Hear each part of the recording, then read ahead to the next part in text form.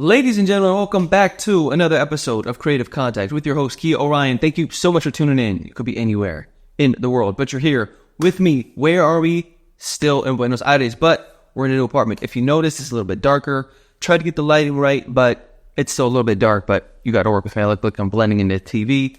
So it goes. But you're not here for the visual element. You're here to really listen to me ramble about life updates and different things going on in the zeitgeist, as it were. So there's a couple things I want to talk about today. The first one is a little life update, where I'm at on work. I've been doing the sales thing, kind of what I'm thinking about next. That's one. Number two is Buenos Aires. I've been here now almost 3 months, about 2.5 months. And so I have some ideas, and I'd love to break those down for you. Now, kind of having a little more experience, a little bit more time here, I've been thinking about just Buenos Aires in general, and just so kind of curious to talk to you more about that. And then the last one is, I want to talk to you about last week. They came from my boy HUBERMAN, y'all. Can't believe it. Why would you try to cancel HUBERMAN? Fascinating. I have some thoughts. We'll get to those, save those for the end. You don't care about Kia, don't care about Buenos Aires, just want to hear about the HUBERMAN shit. Fast forward maybe 3/4 of the way in, and you'll probably get to it. Okay, so where's Kia? Where are we at? This is for me, my future self. What's been going on in my life? So I've been good, pretty dialed in. I've been working on getting buff recently, so really locking in terms of training. I've been learning a ton. There's this guy named Mike Israetel, Dr. Mike Israetel. I don't know where he's been my whole life, or I've been all his life, but fascinating. So been really learning a lot more about training, diet. It's the first time I've been trying to bulk up in a long time. So it's really nailing those, just getting dialed in terms of the training volume. I've been learning a lot about both training frequency. So I've been doing this a little bit more full body, maybe 4 times a week, these new kind of high intensity cardio sessions. So I've been pushing it pretty hard, but it's been cool. I feel like I've been getting bigger, definitely chunking up. So in about 1 more week of this, I'm probably going to take some time, slim down a little bit, just because I'm getting a little too roly-poly for my liking. But it's the first time in a long time that I've done any sort of training this intensely for size, and it's cool. I switched. I used to be of the mindset you have to do compound movements. You have to, if it's not strength-based, what are you doing? No machines, blah, blah, blah. And I just switched to be almost entirely machine. I was never full body before. I was always push, pull legs, upper, lower, different kinds of advanced splits. As I was training, like everything in life, I'm just rewinding, treating everything like a beginner again, and finding that I get most of my results from the very basics. So I kind of scrapped everything I knew and was let's just do full body 4 times a week and switch out the stuff that hurt my joints for things that don't, more machines and things of that nature, going 8 to 12 reps, more for maybe 15, 20 higher rep ranges, maybe little bits of, playing with both. So that's been cool, seeing some progress, and excited to hopefully get shredded here soon. I definitely missed that, but it's been cool just learning. I'm just forever fascinated with fitness, and it's been cool to kind of finally, probably for the first time in a decade, seeing some real results. So I'm not just trying to be skinny and in shape for boxing and stuff, trying to actually get bigger. So that's cool. I'm going to talk about that a little bit too, is I realized spending time out here now in the gym that there's just, some people are just hot. There's just a hotness that comes from some folks just got it. They just got it. No matter how buff I get, no matter how strong I get, how shredded I get, there's just a hotness I don't have. There's some people have, there are some girls that are be how? Some guys too. I'm they're just smooth, they're brown, they're they're what is it? I don't want to say their measurements, but they just got they got everything going on. I'm this is, no matter how much effort I put into it, I just don't have that. But it's cool, also accepting that too, that I'm at that age where I'm starting to grow hair in weird places, my earlobes now. I have to trim my earlobes. Who knew that happened? Growing up, man, you just start, your attractiveness just starts plummeting. I've given up a long time ago, but it is interesting now just kind of seeing that the reality for what it is, that we're really just going to have to find a woman who really doesn't give a fuck. But I know they're out there. I think, though, part of this, too, is understanding that people have their own kind of, own styles. Like out here, it's not necessarily I'd say like my, I won't say preference, but in terms of ladies, like the body sizes are very different. So they're much more slender, much more fair skinned.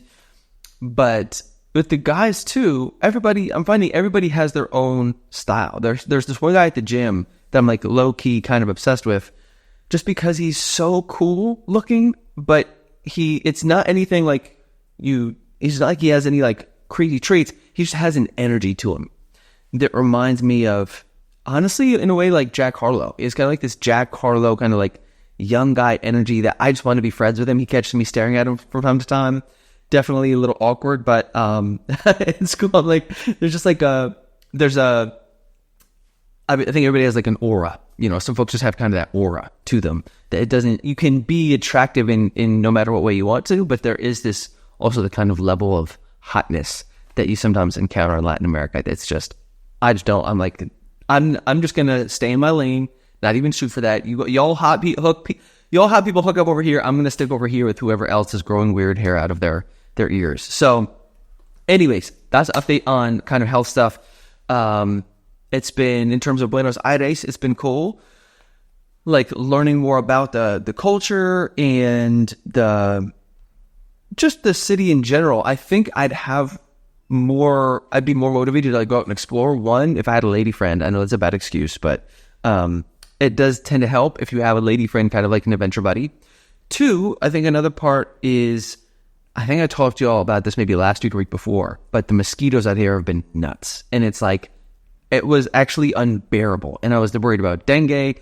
Like I was kind of mentally falling off that cliff a little bit. Like it's I wouldn't say very rare, but every once in a while I get almost like obsessive about something, not in a good way, where I start to like spiral out of control about it because I almost become paranoid.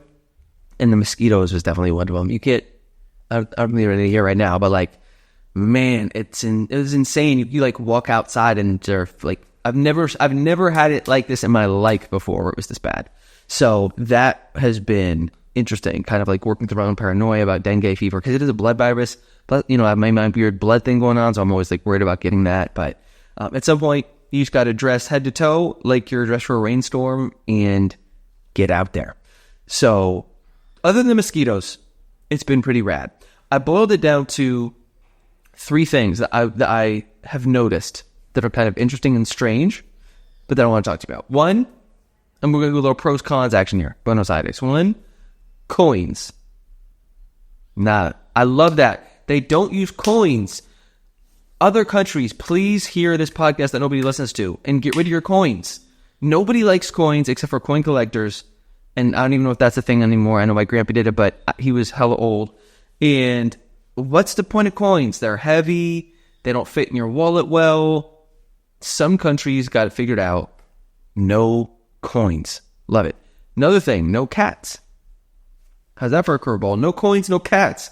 I don't think I've seen a single cat. I saw one yesterday, I think. It was out this window. Other than that, I don't think I've seen a single cat.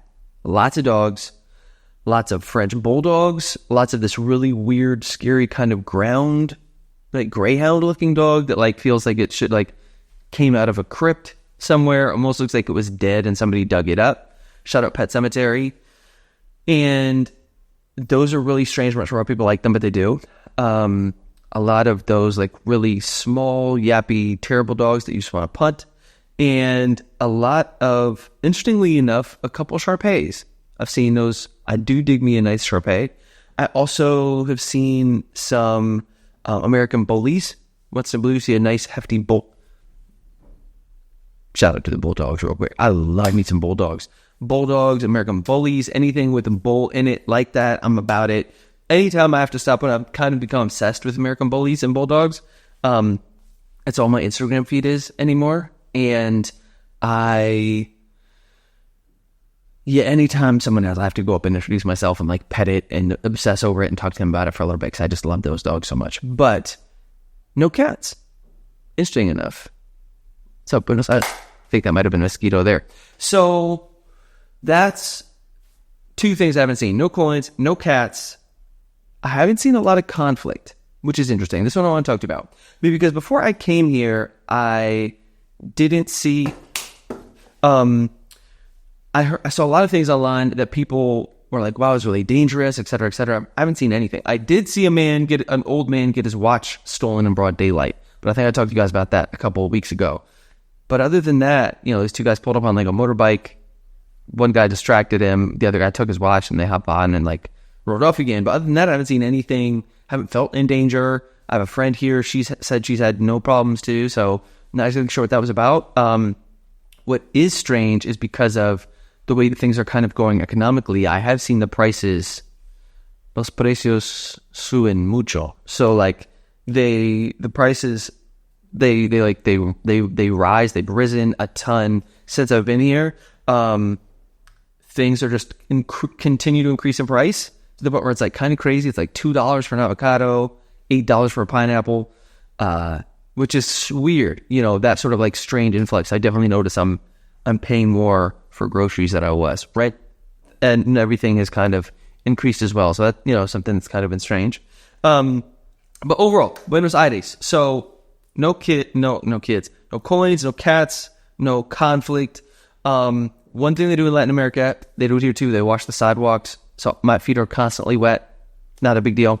In terms of like the city, the culture, the people, it's cool, man. It's really cool. I think the Italian piece is rad. I love me some empanadas. I eat empanadas maybe twice a week, 3 times a week, especially because I'm bulking. So I'm kind of leaning into that. It reminds me a lot of Mexico City, to be honest. The way it's like this kind of cool old historic vibes, big wide streets and avenues, but it doesn't have, I'd say, the same sort of like, I don't want to say heart that Mexico has, but there's this kind of vibrant energy in the streets that Mexico has. That here it's like a little bit more like chill. I'd say it's actually a lot more chill than Mexico. Mexico, like the streets, everything's going like Mexico's just a lot. It's vibrant. Here it is, but much less so. Things are much more kind of relajada, and the people have been kind. It's not like I've made a ton of friends, Argentinian friends. Most of my friends are from the gym. I have been trying to do a little bit of dating, but nothing has come through. Nothing's worked out. They don't fuck with me down here, so it is what it is. I'm trying to find me some thick Venezuelans if I can. people from other places that might like me that are Argentinian. So yeah, it's been cool. It's just been very. I think my life in this chapter has been very focused on like not running out of money. Recently got this job, but now trying to like figure out what the next step is with it. So it's been cool. Like the sales stuff, it's an adventure, man. Like it's a kind of a mind fuck. Like I sometimes don't feel super aligned with it. And so that makes it kind of difficult. It's not like the job is that hard. And so I do sometimes feel like I'm like, I don't know, I want to shoot myself. I'm like, oh yeah, again. But it's like, I just want to be challenged. I've been toying with the idea of going back to getting a 9-to-5, like jumping back into the matrix for a bit, see if I can like just go get a big boy job, something to pay the bills, because I like the sales stuff. But unless something kind of, the job I really want is as a closer, excuse me, and that's not what I'm at right now. So if I can't finagle one of those jobs, I think I might try to go back to getting a big boy job. But that whole piece is just kind of that's the part I talk about with y'all every week, is like, how do I navigate that sort of like this artist soul with being an adult, and also realizing that like, my path is mine. It's unique in that self. We all have our own, kind of meandering, steps to success. And that I think mine is just like being okay with like just whatever it is to make enough money, hopefully make enough money so I can stash it a bunch away, and then just like continue to kind of give myself fully to the art and the writing, because that's really what drives me and gets me through the day to day. I get excited about, I'm learning. I've been super inspired with the writing stuff. I think I told you about it. Like, there have been a couple books I've been reading that are just like a little bit alternative and not super, but just a little experimental that have really got my gears turning about like what's possible with the writing and got me really excited. And yeah, so I've just been writing my ass off. I've kind of like 3 books in the works at the moment and trying to figure out like which one to self-publish next, to give my time to. But as I kind of like peter out on inspiration of one, I'll kind of turn to another one. And yeah, like that.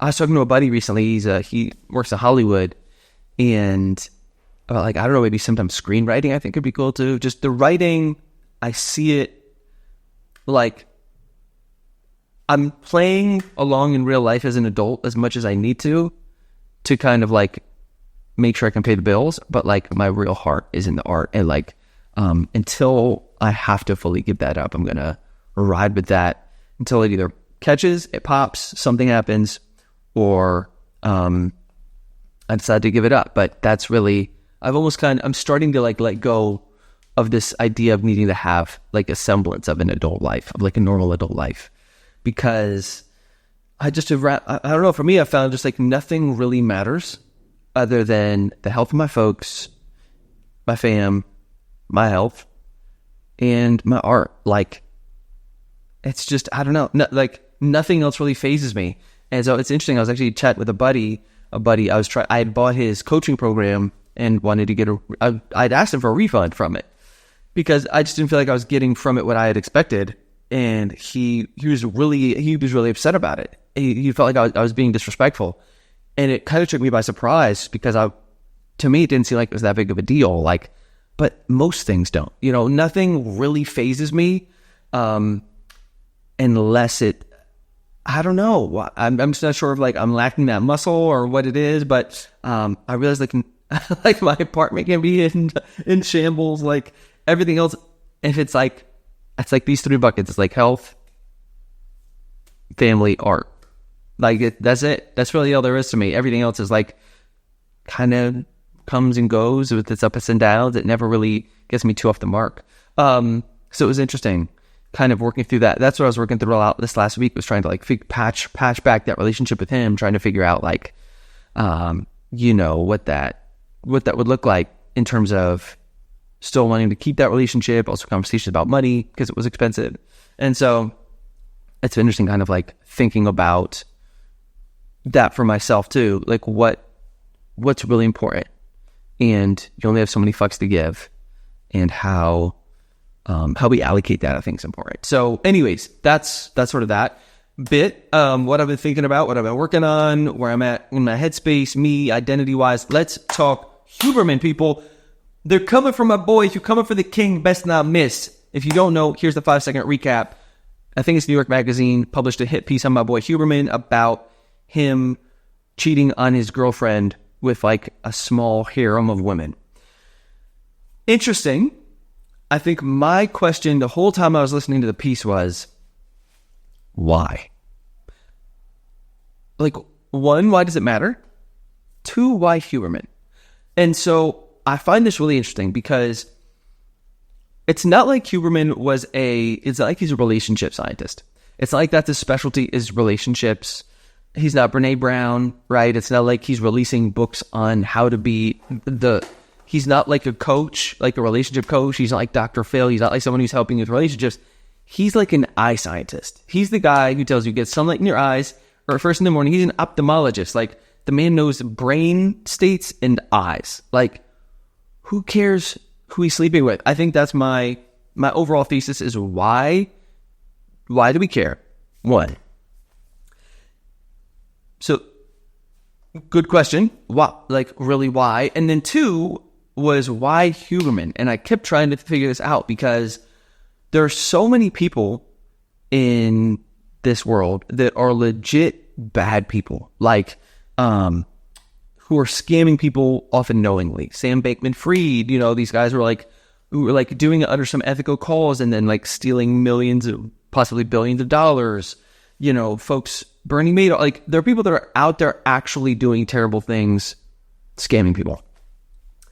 I think Huberman is like legit. I really believe, like in his heart of hearts, wants to he like wants to get as much knowledge out there to people. Like this man loves science. He breathes, sleeps science things and human optimization, all these things. And you can tell I've listened to a lot of Huberman. I've spent enough time with that man in my ear, I think, to be able to like have a decent understanding of how like he operates. You don't spend like hundreds of hours of someone listening to someone, and I don't think you can fake it for hundreds of hours, is what I'm saying. That said, I understand why people would be upset, if he's philandering around in his personal life, but I just don't understand why it's relevant. I think it's also interesting that like of all the people, like the one person who's like really who's probably done the most for like public science over the last like 30 years, unless you're like Bill Nye or something, like in a public space, really making science cool, popular, teaching people about, how to be better, like humans and sleep better, like all these like physical things, how to like take care of yourself, and doing it all for free, and I think that it's just interesting that like, but we still feel like we need to bring him down, like the most modest, like, I just don't get it. It's like, why Huberman? And so that to me has been interesting, trying to like piece that puzzle together, because I'm sure there's stuff going behind the scenes. I mean, it's not unintentional. Like there's a reason they're trying to take Huberman down. I just don't know what it is. And that like this personal angle, again, it's like he just, it's like come at his science stuff. It's like maybe his PhD wasn't legit, or maybe he's doing something fucked up in the lab that like is like skewing his result. It's like none of that. He's like, he's out here, he has a partner, and he's also like non-monogamous with like 4 other women. And so also the man's spent like his whole life in the lab, like let him have some fun. I don't know. To me, I think what's fascinating too is that it's like, if a scientist does this, it's a huge deal. And we're like, we need to bring this man to justice. He's out here sleeping with multiple women. But if a rapper does it, if like Drake does it, we're like, go, like, you know what I mean? It's like, so we know Leonardo DiCaprio has been with like a 25-year-old for the last 30 years. He just like once a year just like recycles them and gets another 25-year-old or even younger. And it's like, I was like, oh yeah, I love The Revenant. Like nobody gives a fuck. It's strange in this like entertainment world where like we all know these weird shenanigans are going on. If you have 6 million followers, people are going to be sliding in your DM pretty crazy. Like that's just what, like just like a rules of numbers. Like that's just how the game goes. And so I was like, only 5? Like, no joke. I'm like, Huberman's a piece, dude. He's a handsome man. He's jacked. He's got cool tattoos. He's smart. Like, I was like, only 5? Where I guess to me too, I get it. Not that I necessarily condone it, but I completely understand it. As a man who has, I think, suffered from similar vices in the past of wanting that attention, lusting after that attention.